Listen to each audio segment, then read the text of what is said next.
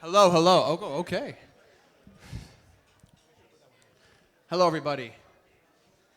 My name is Evan Sellis, and I am blessed and honored to be here tonight as the best man for such a beautiful night. Now,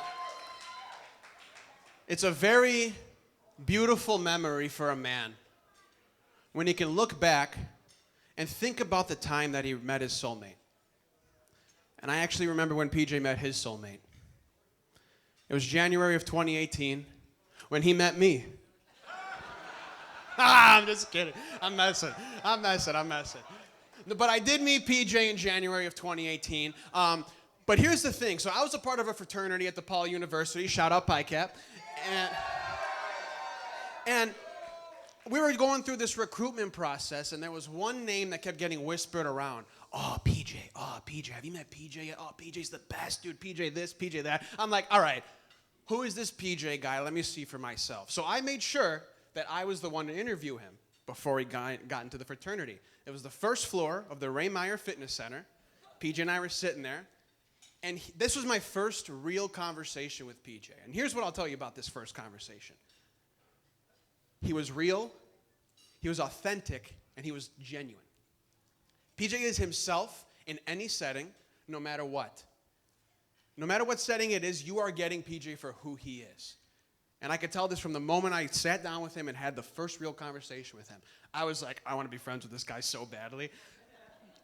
And I could sit here and I can go on and on about all the stories and how we ended up here, but I don't have enough time in the day for that. So all I want to say is that PJ, you know, we've had our ups, we've had our downs, good times, bad times, and just like any other friendship. But here's the thing that sticks out to me when it comes to me and PJ's friendship. We, to this day, have always made sure to hold each other accountable. PJ has only ever looked out for me out of the kindness of his heart, and he wanted to see the best version of me possible. And it put pressure on me to be the same for him. And it was out of love, and it was out of respect. And that is something that's with our friendship that is unmatched. So flash forward a year, right? And he comes back from Christmas break, and PJ's giggling about this girl, right? And he's giggling, and he's like, oh, she's such a good dancer. We were at this New Year's Eve party, you know, and I'm like, slow your roll, cowboy, all right? Let me meet this girl for myself, right? And here's what I will say about Erika. Those same qualities, give her a round of applause, come on.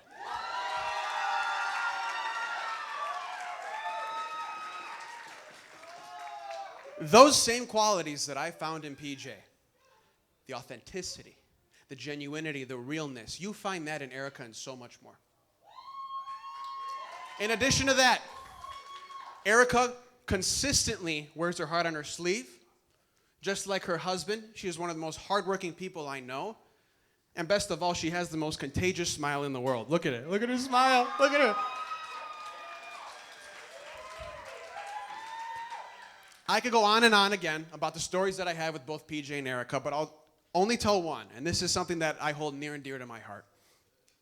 Every Tuesday night, PJ and Erika would get together at PJ's apartment, and they would make these way too extravagant meals. I'm talking like pastas, stews, like assorted meats. Like they would go all the way with these meals, right? So me, being the broke college kid that I was, I took advantage of these meals every single Tuesday night. I would crash every single date night, every Tuesday night. I would get off of the Fullerton stop at the Red Line. I would sprint down Sheffield Avenue with my backpack. And I would continuously ring his doorbell until he answered, because he would have to answer eventually if I kept going. And they would open the door. They'd give me a plate. I'd sit down with them. And we'd tell jokes, stories. We'd laugh. Sometimes we'd cry. Sometimes we'd sing even. And PJ and Erika, those Tuesday nights are among the most finest memories I have in that time of my life. But here's the thing. Whether you're at DePaul or a part of the family, I feel like everybody has a story very similar when it comes to PJ and Erika. So I challenge all of you, at some point in the night, if you can get a hold of them, they're all over the place, tell them a story about how their relationship affected you. Now, PJ and Erika, before I finish, I want to let you know that I understand how much of a blessing this is for me to be standing here. And I want to leave you with 3 very quick pieces of advice as the best man for your day. And I'll be very quick. I apologize for that. But this is something that I think could help you with your relationship and could help with any relationship. The first starts with a very quick story. So there was this gentleman, and he fell in love with this woman, and they got married. And the sparks were flying, like their love was so real, so authentic. And eventually, over time, things kind of teetered off a bit. Life got in the way, things got busy, children got in the way, work got stressful, and every morning was the exact same. This gentleman would come downstairs, he'd fix his tie, and he would have 10 minutes in the morning to come downstairs, eat his breakfast, and go to work. And these 10 minutes every single morning, they weren't anything special. He was kind of angry, kind of like, being very blunt, kind of a jerk to his wife certain days. He would eat his eggs and go on his way. Fast forward 10 years, and this gentleman is looking at his relationship with his wife, and he realizes that something happened. That love that was once there in the very beginning was not there. That spark was not there. And he's thinking, where did we go wrong? He goes, where did I go wrong? And he thinks about these 10 minutes every single morning. 10 minutes at the time doesn't seem like a lot of time, but multiply that by 7 days. 10 minutes times 7, times 52 weeks, times 10 years. All of a sudden, those 10 minutes are not just 10 minutes. They add up over time. So PJ and Erika, my first piece of advice to you is, hold on, I just lost my train of thought. My first piece of advice to you is find those 10 minutes for each other, because life is going to get busy, it's going to get chaotic, it's going to be stressful, and it's going to get even more stressful when you have beautiful Latino, Polish, Irish babies. So please, for each other, find those 10 minutes and make the most of it.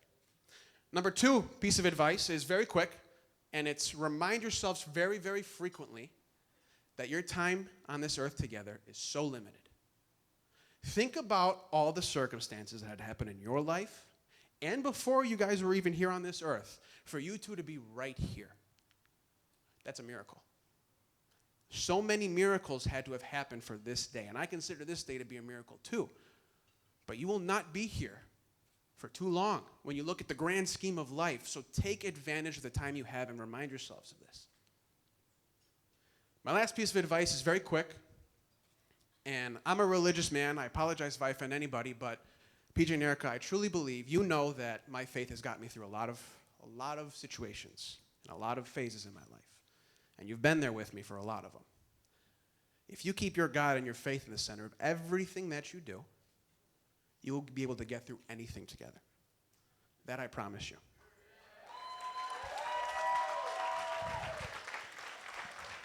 Now, I want to wrap up with a very quick toast. I don't have a drink, but everybody raise your glass. Oh, perfect. Thank you. Now, PJ and Erika, I love you. We all love you. Thank you for literally everything. And it doesn't matter if I'm 20 minutes away or 20 hours away. I'm going to find time to crash your dinners. Thank you guys so much. Thank you.